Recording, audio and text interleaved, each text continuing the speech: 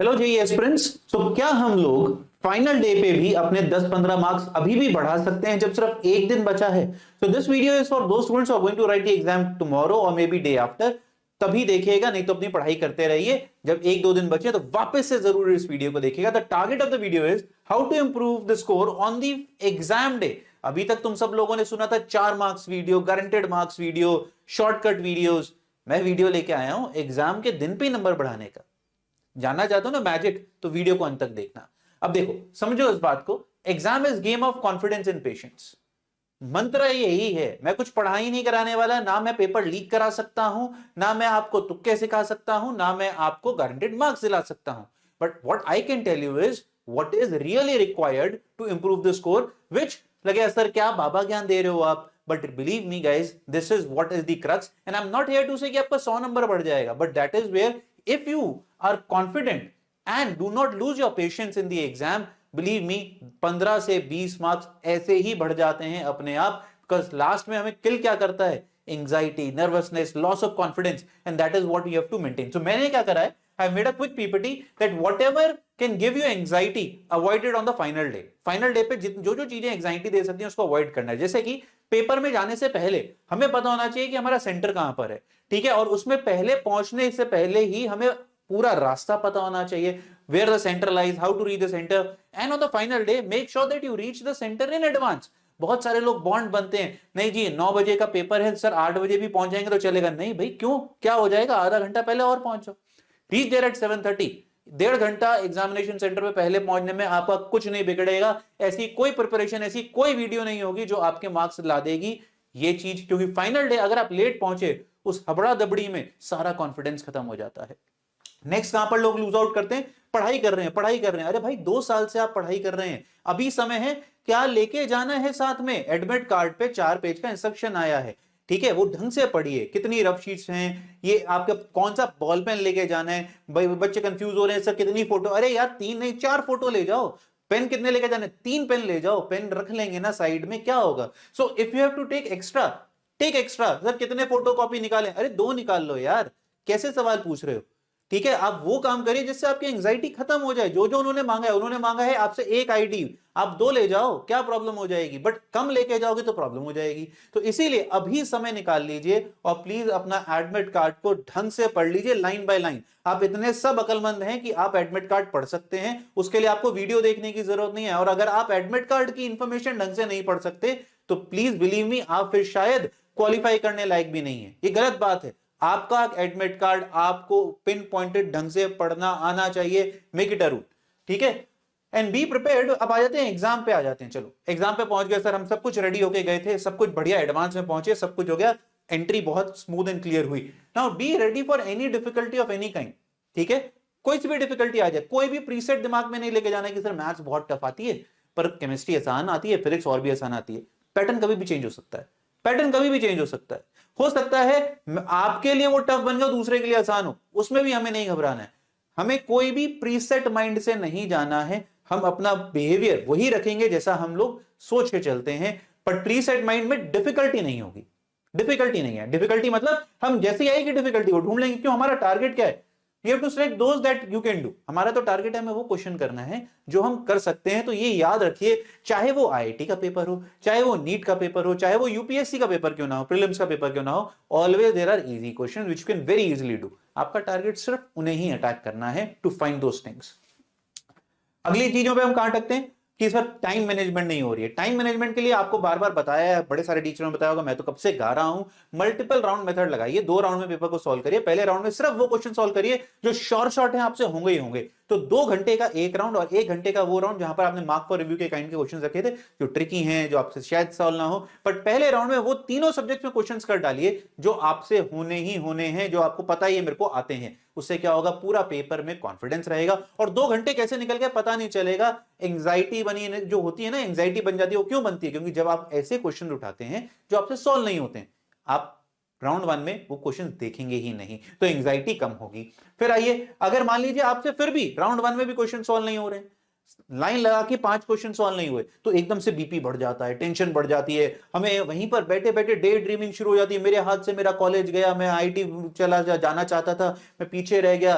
फिर कई कई लोगों को याद आता अगर यार पापा बहुत मारेंगे, बहुत चप्पल से पिटाई होगी, है ना, सारे सपने वहीं आ जाते हैं। नहीं, पेपर 3 घंटे का है।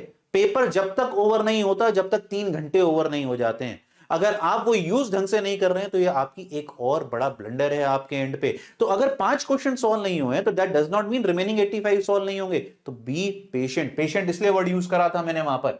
The first difficult hour does not mean that the remaining hours will also be equally difficult. बहुत सिंपल है इसको समझना। आप मान लीजिए इंडिया की टीम जो है अपना मैच खेल रही है, तो अगर मान लीजिए पहले 3 बल्लेबाज आउट हो गए, रोहित शर्मा भी आउट हो गया, विराट कोहली भी आउट हो गया, तो दैट डज नॉट मीन कि इंडिया मैच नहीं जीतेगी। There are lot many finishers in the Indian team right now. Surya Kumar Yadav है, हार्दिक पांड्या है, तो बहुत सारे आ गए यार, हर कोई फिनिशर है। तो आपके अंदर दोनों साइड है, आपका अंदर का फिनिशर कभी भी जाग सकता है, provided you have the confidence that you can clear the exam, you can clear the rope. If you will hit, it will go for 6. That confidence is required. आइए, अच्छा, कई बार मैंने देखा बच्चे रफ शीट को लेके बहुत कंफ्यूज होते हैं। कई बार कहते हैं कि सर लिमिटेड रफ शीट्स ही मिलती हैं, कई सेंटर्स पे देने में थोड़ा तंग करते हैं इन्विजिलेटर्स। देखिए 6 रफ शीट्स मिल रही हैं, एडमिट कार्ड पे लिखा है। आप पहले से ही वर्ड्स के लिए प्रिपेयर रहिए कि मैं उनको भी मैक्सिमम अच्छे तरीके से यूटिलाइज करूंगा। स्पेशियस नहीं, थोड़ा सा कम स्पेस को यूज करके लिखूंगा और बॉक्स फॉर्मेट में लिखूंगा। मतलब एक क्वेश्चन हुआ उसको बॉक्स में कवर कर दिया, जिससे मैं उसके ऊपर कोई दूसरा क्वेश्चन सॉल्व ना करूं, क्योंकि एक क्वेश्चन के ऊपर दूसरा क्वेश्चन सॉल्व करना मतलब कैलकुलेशन एरर। फिर दूसरा रफ शीट में गलती क्या होती है, सिली एरर। कैलकुलेशन कर रहे थे सर, पेज पूरा हो गया, फिर अगले, तो वो कैरी ओवर में ही गलती हो जाती है। नहीं, वो काम भी नहीं करना है। और स्पेस, जैसे आप मान लीजिए केमिस्ट्री को यूज करना शुरू करा, तो आप क्यों केमिस्ट्री में रफ शीट की रफ शीट भरेंगे? नहीं भरिए, आराम से देखिए, जहां जरूरत है वहीं भरिए।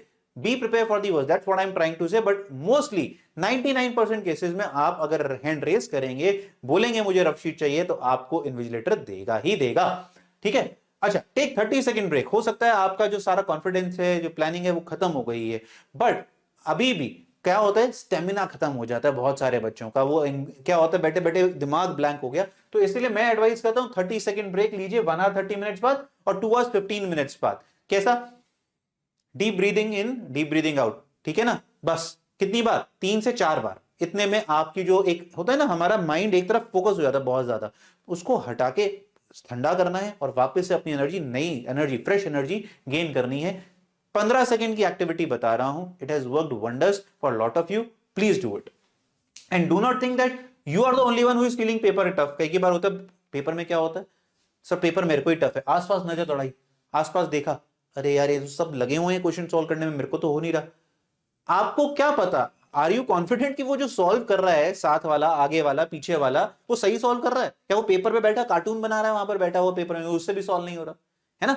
तो आप इधर उधर के माहौल को देख के टेंस नहीं होना है। हमें तो इनफैक्ट कई बार पेपर में सुपर कॉन्फिडेंट बैठना होता है, या ओवर कॉन्फिडेंट बोल सकते हो। पेपर तो सबके लिए टफ है, इफ मेरे लिए टफ है तो सबके लिए टफ है। ये मान के चलना है पेपर के अंदर, गिव अप नहीं करना है किसी भी लिहाज से। तुक्का मारें, अच्छा तुक्का मारें एक वैसे भी बकवास सवाल है मेरे हिसाब से। You know your guess rate, आपने मॉक टेस्ट दिए हैं, आपने प्रिपरेशन करी है, आपको लगता है आपके तुक्के ठीक होते हैं तो लगाइए, पर जबरदस्ती नंबर बढ़ाने के चक्कर में चलो यार तुक्के मार लेता हूं, मत करिएगा। Ideally it is not recommended. आप किसी भी टीचर से पूछेंगे तो वो मना करेगा कि तुक्के मत मारना। तुक्के मारना उनके लिए जिनके पेपर में शायद टोटल मिला के 20 या 30 नंबर बन रहे हैं, तो उन्हें ये बात पता है कि यार मेरे 20-30 नंबर में तो वैसे भी कुछ नहीं होना, मार लो तुक्के। क्या पता तुक्के की वजह से 30 का नंबर 60 या 80 या 100 बन जाए, तो मेरे को शायद कुछ मिल जाए। But people who are getting above a good respective score, cut off से ऊपर का स्कोर बन रहा है, उन्हें तुक्के मारने का कोई भी सेंस नहीं बनता है, ये याद रखिएगा। ठीक है, what we want to say here is just keep it simple. And करता हूं, मेरा सिंपल कहना है, keep it the things very very simple and be prepare for the worst mentally. अगर आप मेंटली यहां से प्रिपेयर्ड है ना, believe me, nobody can beat you in the world. There is a very good adage that a calm and focus mind can beat any storm. ठीक है, और आपके केस में तो स्टॉर्म भी नहीं है, आपको पता है 90 क्वेश्चन है, स्टॉर्म में तो सब कुछ अनप्रेडिक्टेड होता है कि कितनी वेव आ रही है, कितनी स्पीड पे आएगी, कहां से आएगी, कुछ नहीं पता। आपको सब कुछ पता है कि यार 90 क्वेश्चन होंगे, उसमें कुछ डिफिकल्ट भी होंगे, मोस्ट प्रोबेबल चांस है कि मैथ्स फिर से टफ आएगी, काफी कुछ देखो सिनेरियो क्लियर है। बट हम ही क्या हो जाते हैं, घूम जाते हैं। जब मैं ये एडेज ढूंढ रहा था, मुझे एक बहुत प्यारी एडेज मिली जो उसके साथ मैं खत्म करूंगा। उसने कहा, you are sky, all are just weathers. Sky वैसा ही वैसा रहता है, सिर्फ वेदर चेंज हो जाते हैं। तो it is up to you what whether you want to make yourself on the final day. Decide very carefully and start working, because at the end of the day हम सबको एक ही काम करना है, पेपर फोड़ के आना है, चाहिए मजे देके आइए पेपर के साथ। पेपर ने तुम्हारे मजे ले लिए ये तो तुमने सुना है, मुझे चाहिए कल बच्चे पेपर दे के आए और बोले सर हमने पेपर के साथ मजे ले लिए, हम जितना सोच रहे थे हम उतना तो परफॉर्म कराए, है ना। एटलीस्ट उतना जरूर करना है। उतने के लिए भी अगर आप मेहनत करके चले गए सुन के 10 से 15 नंबर बढ़ जाएंगे। That's what I can guarantee you. कहीं भी मैंने पढ़ाई की बात नहीं करी है। अब ये लगेगा बाबा ज्ञान है, पर अगर जो इसको इंप्लीमेंट कर गया, बिलीव मी, कल आके मुझे बताएगा इस वीडियो के नीचे क्या इंप्रूवमेंट फील हुई पेपर के दिन। जाइए पेपर फोड़ के आइए।